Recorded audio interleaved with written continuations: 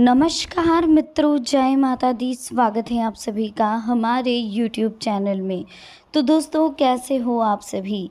आशा करती हूँ कि आप सभी बहुत अच्छे होंगे। प्रार्थना करूँगी ईश्वर से कि आपको हमेशा खुश रखें। आज की वीडियो में बात करेंगे दोस्तों कि आपके पिछले जन्म का रिश्ता है इस इंसान से। जी हाँ, बहुत बड़ा खुलासा होने वाला है। आखिर ये इंसान आपसे बार बार क्यों टकरा रहा है, क्या कारण है, क्या वजह है इस इंसान के आपसे बार बार मिलने की। तो वीडियो बहुत ही खास है, बहुत ही महत्वपूर्ण है। महत्वपूर्ण तथ्यों के आधार पर ही बनाई गई है। तो अनुरोध कर रहे हैं आपसे इसे शुरू से लेकर अंत तक ज़रूर देखें। पसंद आए तो प्लीज़ लाइक करें। कमेंट सेक्शन में जय माता दी के जयकारे लगाएं। चैनल को सब्सक्राइब करें, बेल आइकन को प्रेस करें, वीडियो को शेयर करें। शुरुआत करेंगे बिना किसी देरी के हर हर महादेव का नाम लेकर। दोस्तों, आज की वीडियो में हम आपको बताने वाले हैं कि आखिर आपके पिछले जन्म का रिश्ता किससे है, क्यों वो आपसे टकरा रहा है। देखिए, कभी कभी आपके साथ ऐसा होता होगा कि किसी इंसान से आपकी मुलाकात बार बार होती होगी। हर जगह वो इंसान आपसे टकराता होगा। हर मोड़ पर उस इंसान का ख्याल भी अगर आपके दिमाग में आ रहा है, हर पल आपको ऐसा लग रहा है कि यार काश वो हो, काश वो ये है, काश वहाँ पर भी वो है। हर जगह अगर वही आपको दिखाई दे रहा है तो इस व्यक्ति का पिछले जन्म से कोई ना कोई रिश्ता आपसे ज़रूर है।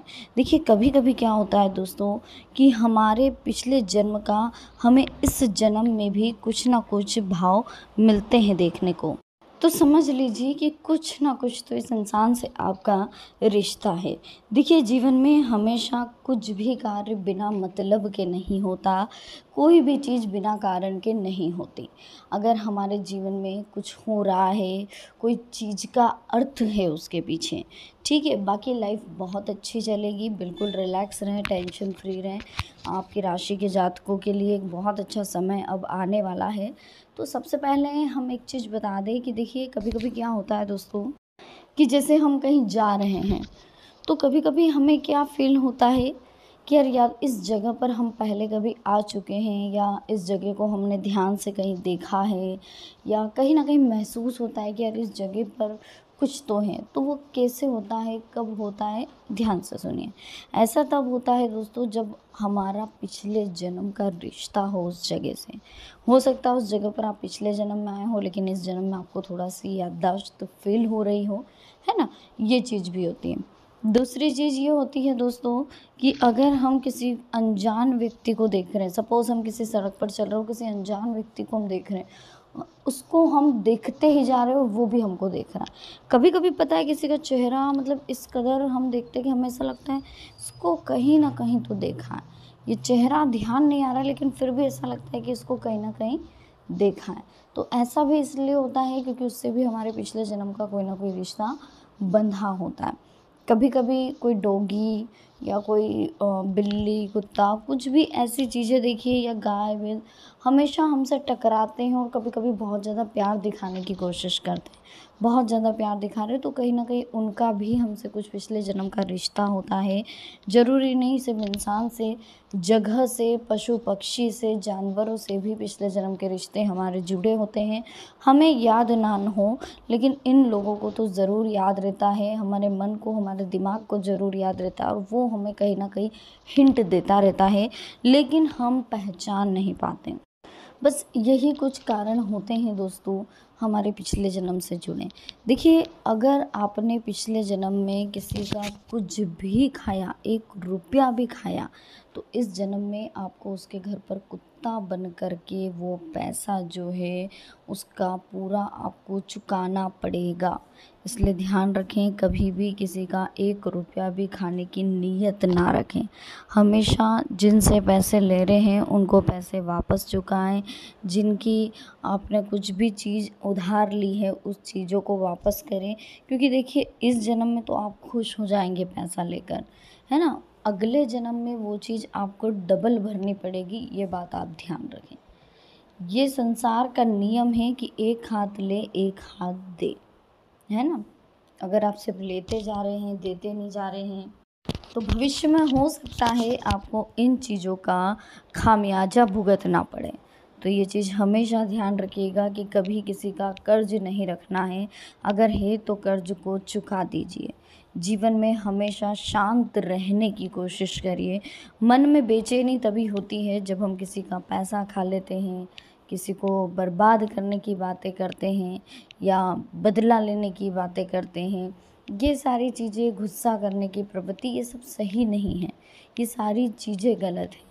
इन चीज़ों के बीच आपको सिर्फ इतना ध्यान रखना है कि ईश्वर की कृपा है आपके ऊपर, जो होगा अच्छे के लिए होगा, जो होता है अच्छे के लिए होता है। इस चीज़ों को अगर आप समझते रहेंगे तो जीवन में कभी कोई प्रॉब्लम नहीं आनी और लाइफ हमेशा आपकी सेटल्ड चलनी है ना। देखिए, समय बहुत कीमती है।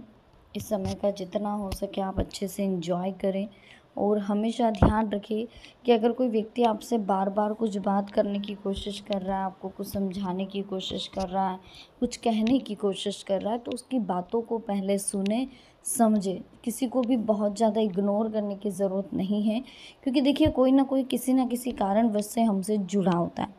हमारे पेरेंट्स से तो इनका भी पिछले जन्म का हमसे कोई ना कोई रिलेशन होगा, इसलिए इस बार हमारा इनके घर में जन्म हुआ। हमारे भाई बहन है ना, जिनके वहाँ हम नौकरी कर रहे हैं, जिनके साथ हम उठ रहे बैठ रहे हैं, जिनके हम सहपाठी है, सहभागी है, सहकर्मी हैं, इन सभी का हमसे पिछले जन्म में कोई ना कोई रिश्ता रहा होगा। देखिए, जो हमारे लिए मन में बहुत ज़्यादा प्यार जताता है, जो हमारी केयर करता है, जो हर वक्त हमारे बारे में सोच रहा है, जो आपका कह सकते हैं कि जीवन साथी हो, जीवन संगिनी हो, तो ये लोग भी कहीं ना कहीं हमारे पिछले जन्म से जुड़े होते हैं। तो पिछले जन्म से जुड़ने का मतलब ये नहीं है कि दोस्तों इस जन्म को आप भूल जाएं। पिछले जन्म की कुछ बातें ऐसी होती हैं जो अभी भी लोगों को याद है। जी हाँ, आप यकीन नहीं करेंगे, पिछले जन्म की बातें लोगों को अभी भी याद है और अपने वो पिछले जन्म के घर पर जाकर के वो सारी बातें वो लोग बताते हैं, है ना। तो ये कुछ चीज़ें ऐसी होती हैं जीवन में जिन्हें हमें मानना पड़ता है। तो कोई दिक्कत नहीं है, हमें टेंशन नहीं लेना है। कहानी के माध्यम से मैं आपको पिछले जन्म का एक किस्सा छोटा सा बताने जा रही हूँ। बहुत ध्यान से सुनिएगा।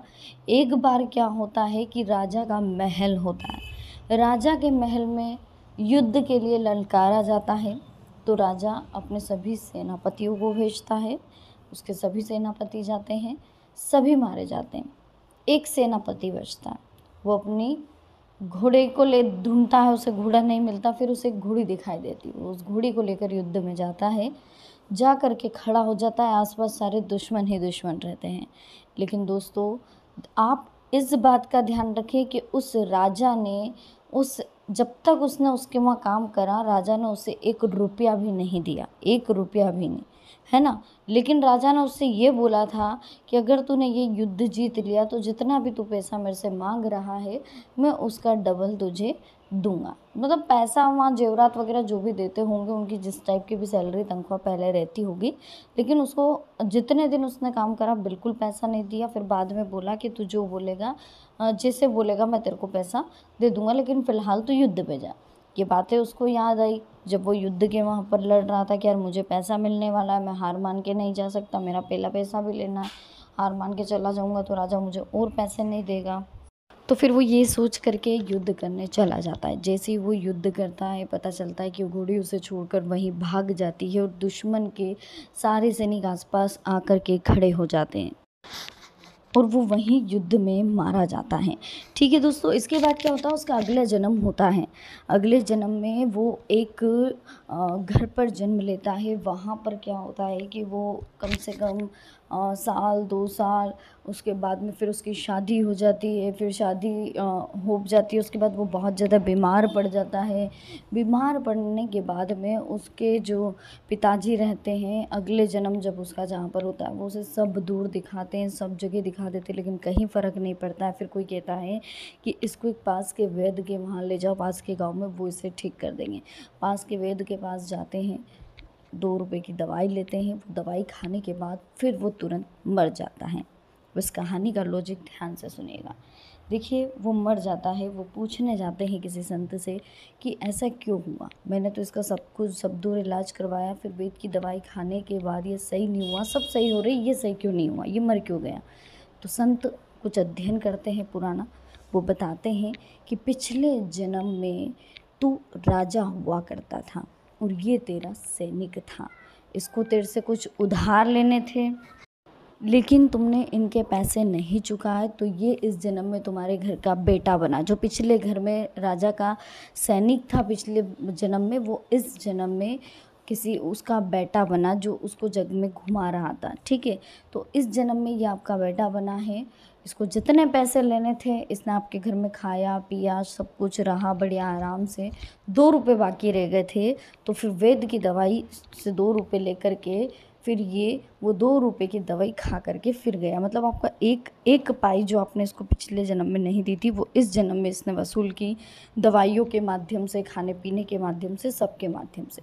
फिर उसके पिताजी कहते हैं कि चलो ठीक है, मैंने इसका पैसा खाया, इसने मेरे साथ ये चीज़ करी, कोई दिक्कत नहीं, लेकिन उस कन्या का क्या दोष है जिससे इसकी अभी अभी शादी हुई है, उसे छोड़ करके क्यों चला गया, उसका जीवन क्यों बर्बाद करा। संत कहते हैं ये वही घोड़ी है जो इसे युद्ध में छोड़ करके चली गई थी। अगर ये युद्ध में छोड़ करके नहीं जाती तो ये मरता नहीं, तो इसीलिए इस जन्म में ये उसे छोड़ करके चला गया। ये है सत्य पिछले जन्म का। आपको अच्छे से कहानी समझ में आई होगी, पसंद आई होगी, प्लीज़ लाइक करें, चैनल को सब्सक्राइब करें, बेल आइकन को प्रेस करें, वीडियो को शेयर करना ना भूलें। मिलते हैं नेक्स्ट वीडियो में, अभी के लिए आप सबको बहुत बहुत धन्यवाद। जय माता दी, हर हर महादेव।